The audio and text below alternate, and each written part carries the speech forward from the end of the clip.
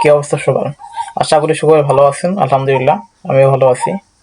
আমাদের সলিডওয়ার্কসের একটা best common একটা প্রবলেম যেটা হচ্ছে, আমি একটু দেখাই যে এরকম আমাদের সলিডওয়ার্কসে এইরকম সমস্যা হয়। মানে আমি যেটা বলতে চাচ্ছি সেটা হচ্ছে যে কমান্ডগুলো এলোমেলো হয়ে যায়। এমন অবস্থায় আমরা কি করব? আমরা আসলে ঘাবড়ে যাই যে আমাদের সলিডওয়ার্কসে কি হলো? মানে যারা আসলে বিগিনার তারা আসলে বুঝেন না যে আসলে এটা প্রবলেমটা কি।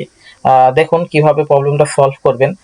সেটা হচ্ছে আমরা মাউসে রাইট বাটন ক্লিক করে ট্যাগ করে ঠিক এখানে ক্লিক করব। হ্যাঁ, এখন কিন্তু আমাদের প্রবলেমটা সলভ।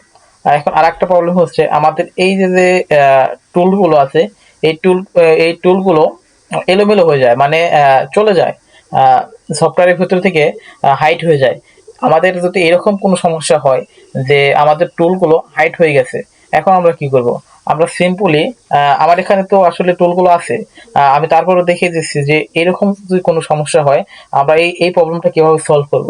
আমরা সরাসরি ভিউতে, এসে আমরা নিচের দিকে আসলে দেখতে পারবো আমরা ওয়ার্ক প্লেসে সার্চ করে এই যে এই ডিফাইনে ক্লিক করে আমাদের এই প্রবলেমটা সলভ হয়ে যাবে।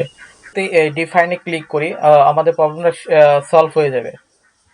এই নতুন নতুন এরকম টিপস অ্যান্ড ট্রিক্স পেতে আমাদের ক্যাটকম হেল্পলাইন ইউটিউব চ্যানেলটা ফলো করে রাখতে পারেন। ইনশাল্লাহ প্রতিদিন নতুন নতুন ভিডিও পাবেন। Thanks for watching.